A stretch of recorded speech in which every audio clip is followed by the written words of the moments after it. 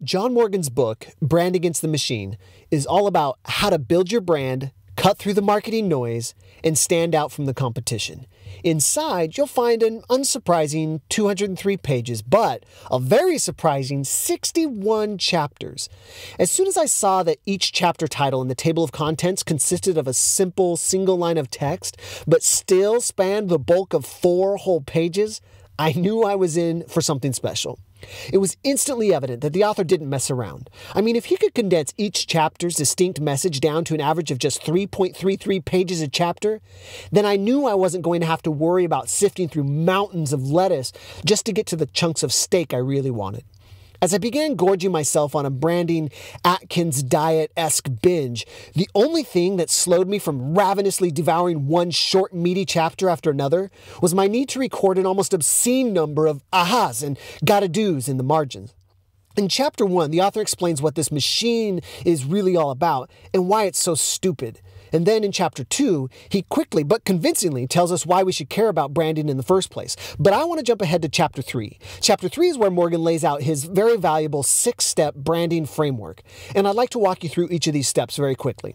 The first step is know your audience, which he explains as being way more than simply identifying a target market. It means really learning what they actually want and not necessarily what it is they say they need.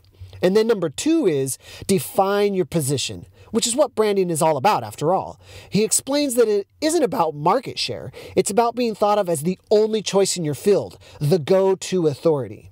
Number 3 is create a solution. And this needs to be a real solution to a real problem that your audience deals with.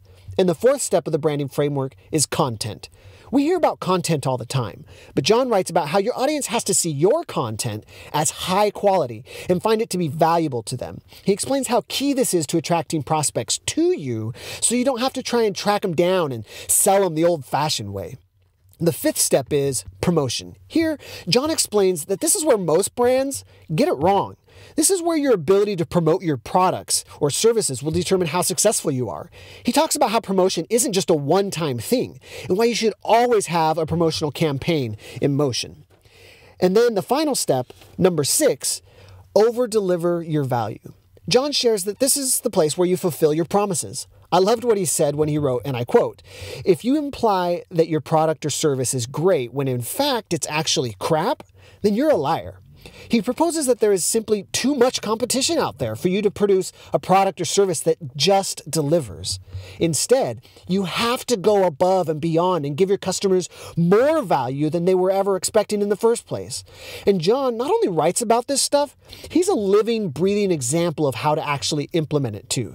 So that's John's branding framework in a nutshell. Now, the interesting thing here is that everything I've discussed so far has come from just the first 13 pages of the book. That means 190 out of 203 pages have yet to be reviewed. The cool thing is that the next 58 chapters are all essentially an expansion of this 6-step framework. But of all the juicy nuggets in the book, the one that had and continues to have to this day the greatest impact on me personally was Chapter 10. A chapter about anchor beliefs. The author explains that an anchor belief is your brand's philosophy, the backbone of your brand. He explains how your brand needs to be exciting to both you and to your audience. But what I thought was the most important part was where he emphasized that your brand must stand for something. This chapter challenged me to not be afraid to take a stand. And I'm not exaggerating when I tell you that this concept sunk in so deep that it caused me to ponder, brainstorm, and grapple with it for weeks. I felt I just had to define my own anchor belief. I knew I needed to take a stand for something, but it also had to resonate with the most honest and passionate part of my core. And I thought if I got lucky, my anchor belief would be a bit controversial too. I mean, at least enough to piss a few people off along the way. Well, I now have my anchor belief, and it's the focus of everything my brand is all about. I honestly believe that entrepreneurship is for everyone. I believe that as human beings, we have unique, precious inner gifts, and that entrepreneurship is the absolute best tool to help people first discover what that gift is, and then help them share their gift with as many people in the world as possible.